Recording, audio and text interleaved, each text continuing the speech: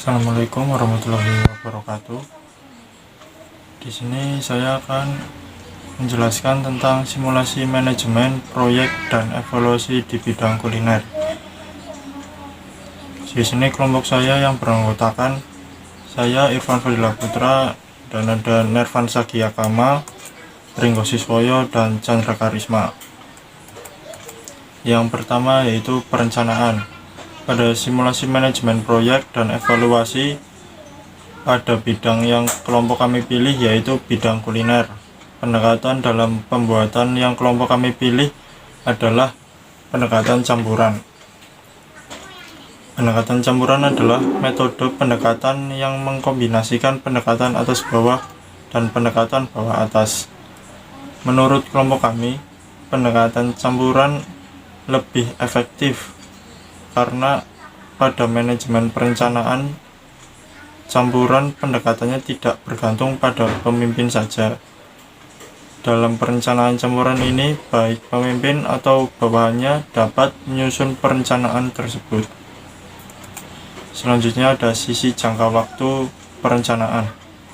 Sisi jangka waktu perencanaan terbagi menjadi 3. Yang pertama ada jangka panjang.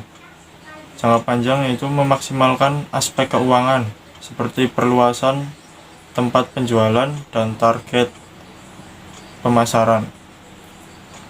Lalu yang kedua ada jangka menengah. Jangka menengah itu sendiri yaitu memaksimalkan aspek pelanggan seperti menjaga kualitas produk dan penjualan serta pembelajaran dan pertumbuhan. Lalu yang ketiga ada jangka pendek. Jangka pendek itu sendiri adalah meningkatkan keunggulan kompetitif dalam persaingan industri. Visi yang akan kelompok kami kemukakan dalam simulasi manajemen ini adalah yaitu mewujudkan rumah makan yang bernuansa tradisional namun berwawasan internasional. Nah, dalam visi ini fungsinya yaitu sebagai sumber tuntunan dan inspirasi. Ada plan juga yaitu mengenai tentang tujuan kedepannya, tentang apa yang akan dituju, yaitu rentannya antara 10 sampai 30 tahun ke depannya. Kemudian juga misi yang akan kelompok kami kemukakan dalam simulasi manajemen ini adalah yang pertama yaitu mengutamakan kualitas dalam hal pelayanan yang dilakukan, maksudnya itu yang pelayanan dan yang disajikan yaitu makanan.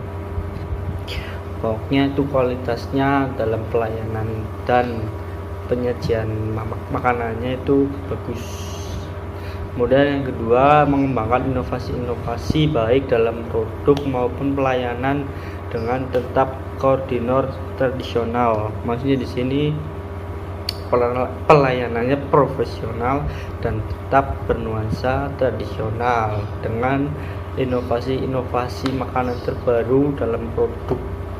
Nah, kemudian menumbuhkan keterampilan dan pengetahuan karyawan guna mencapai performa operasional yang maksimal.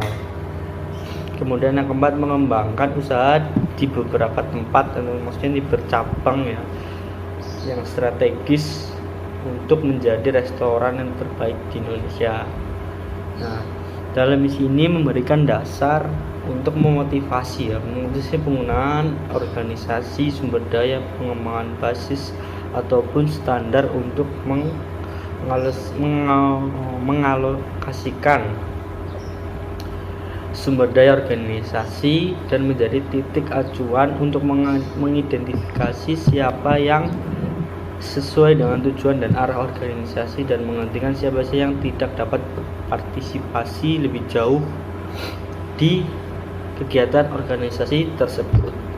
Kemudian anggaran ya. Sistem anggaran yang dipakai di sini adalah sistem anggaran ZBB, yaitu Zero Based Budgeting. Sistem ZBC menghubungkan antara proses perencanaan, pemrograman, dan penganggaran melalui evaluasi berbagai program yang telah dilaksanakan bersamaan dengan rencana yang sudah diusulkan. Kemudian pengajiannya harus dilakukan secara cermat agar tidak terjadi sisa anggaran.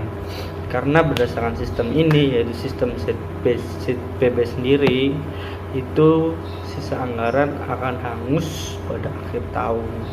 Dan kemudian untuk tahun berikutnya anggaran harus dimulai dari nol, seperti itu. Selanjutnya akan diterangkan oleh Mas Pringgo Siswoyo. Terima kasih dari saya. Assalamualaikum warahmatullahi wabarakatuh. Pengorganisasian atau organizing. Langkah pengorganisasian yaitu merinci seluruh pekerjaan yang harus dilakukan organisasi agar sesuai dengan misi dan visinya. Membagi beban kerja ke dalam aktivitas-aktivitas yang secara logis dan memadai dapat dilakukan oleh seseorang atau sekelompok orang. Mengkombinasikan pekerjaan anggota organisasi dengan cara yang logis dan efisien. Menetapkan mekanisme untuk mengkoordinasikan pekerjaan anggota organisasi ke dalam satu satuan yang harmonis.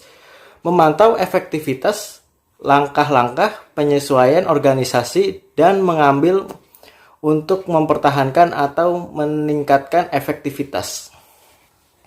Asas organisasi yang pertama yaitu departemenisasi, yang kedua pembagian kerja, yang ketiga koordinasi, yang keempat pelimpahan wewenang, yang kelima rentang kendali, yang keenam jenjang organisasi, yang ketujuh kesatuan perintah, dan yang terakhir adalah fleksibilitas. Struktur organisasi yang pertama yaitu spesialisasi aktivitas, mengacu pada spesifikasi tugas-tugas perorangan dan penyatuan tugas-tugas tersebut ke dalam unit kerja. Yang kedua, standarisasi aktivitas, merupakan prosedur yang digunakan organisasi untuk menuju kelayakgunaan aktivitas-aktivitasnya. Dan yang ketiga, koordinasi aktivitas, adalah prosedur dalam memadukan fungsi-fungsi subunit ke dalam organisasi. Mekanisme standarisasi aktivitas akan memudahkan pengkoordinasian aktivitas, khususnya dalam organisasi yang memiliki pola yang rumit. Dan yang terakhir yaitu besar unit kerja, berhubungan dengan jumlah pegawai dan yang berada dalam suatu kelompok kerja. Penggerakan atau actuating. Fungsi penggerakan di dalam manajemen yang pokok adalah 1. Mempengaruhi seseorang atau orang-orang supaya bersedia menjadi pengikut. 2. Melakukan daya tolak pada seseorang atau orang-orang. 3. Membuat seseorang atau orang-orang suka mengerjakan tugas dengan lebih baik. 4. Mendapatkan, memelihara, dan memupuk kesetiaan pada pimpinan, tugas, dan organisasi tempat mereka bekerja. Dan yang kelima, menanamkan, memelihara, dan memupuk rasa tanggung jawab seseorang atau orang-orang terhadap Tuhannya, negara, dan masyarakat. Lalu kepemimpinan. A. Kepemimpinan harus melibatkan orang lain. Dengan kesediaan mereka menerima pengarahan dari pemimpin, maka para anggota kelompok membantu menentukan pemimpin dan memungkinkan terjadinya status proses kepemimpinan. B. Kepemimpinan melibatkan distribusi yang tidak merata atas kekuasaan antara pemimpin dan yang dipimpin. Pemimpin mempunyai wewenang mengarahkan bawahan, tetapi tidak sebaliknya.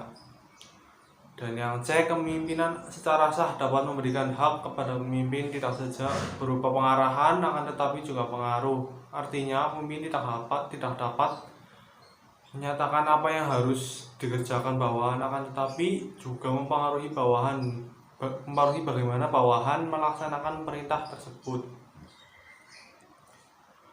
Lalu pengendalian atau controlling. Fungsi pokok dari pengendalian tersebut adalah A. Mencegah terjadinya penyimpangan-penyimpangan atau kesalahan dengan melakukan pengendalian secara rutin disertai adanya ketegasan dalam pengawasan, yakni dengan pemberian sanksi yang semestinya terhadap penyimpangan yang akan terjadi. Lalu yang B. Memperbaiki berbagai penyimpangan yang terjadi. Jika penyimpangan telah terjadi, hendaknya pengawasan atau pengendalian dapat mengusahakan cara-cara perbaikan. Lalu C. Mendominasikan organisasi.